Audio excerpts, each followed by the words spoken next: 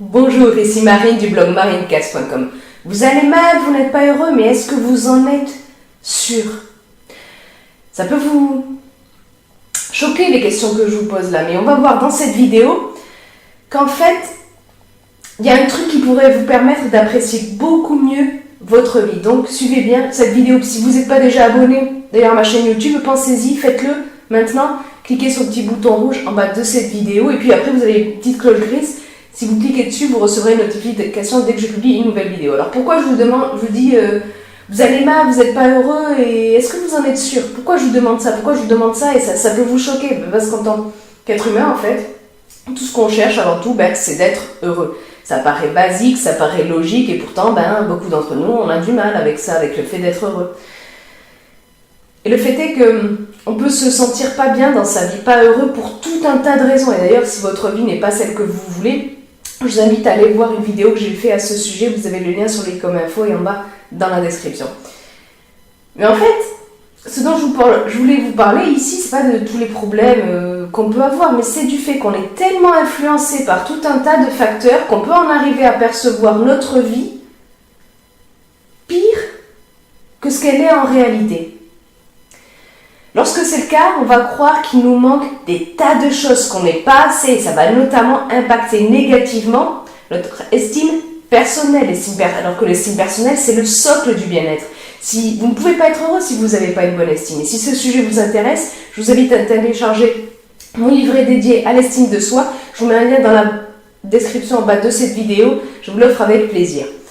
Donc, quand on est trop influencé comme ça, qu'on se dit je suis pas assez ceci, je suis pas assez cela, je manque plein de choses, on entretient une spirale négative autour de notre vie, alors que peut-être ça va pas si mal que ça.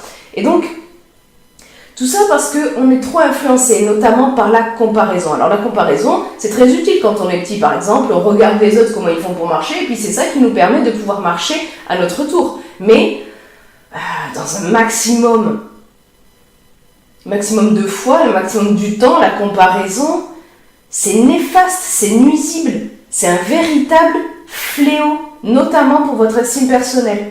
La comparaison, c'est pas pour rien qu'elle fait partie des techniques 3C des briseurs d'estime. Si vous ne savez pas ce dont je veux parler, je vous mets un lien sur les comme info et en bas dans la description pour aller voir une vidéo à ce sujet. Et donc,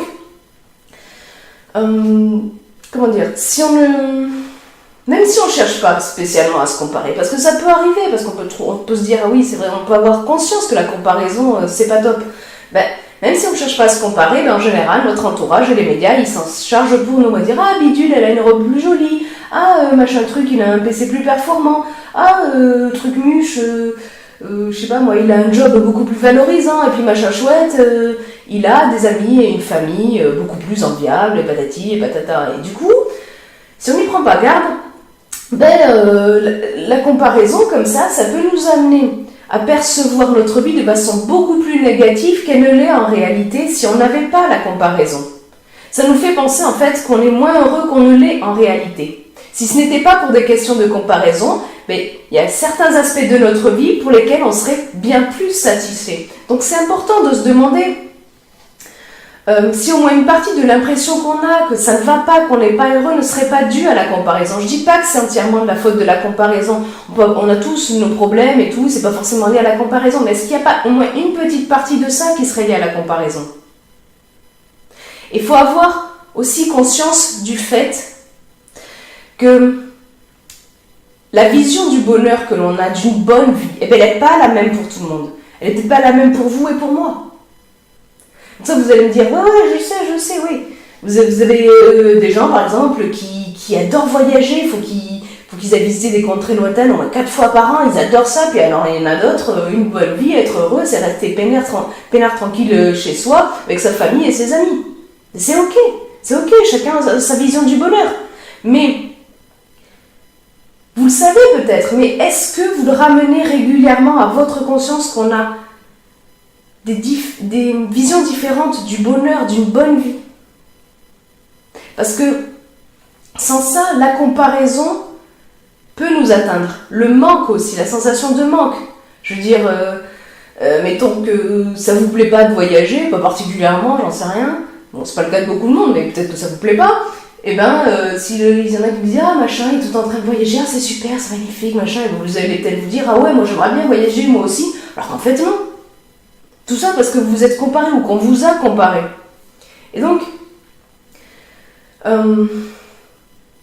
quand vous trouvez que ça va pas trop dans votre vie, demandez-vous si la comparaison n'y serait pas pour quelque chose. Demandez-vous par exemple si vous ressentez un manque à propos de quelque chose, est-ce que ce manque, c'est vraiment conforme à votre vision du bonheur? C'est-à-dire que, est-ce que, en fonction de votre vision du bonheur, d'une bonne vie, est-ce que vraiment votre vision du bonheur et d'une bonne vie a besoin de ce truc-là dont vous avez l'impression de manquer?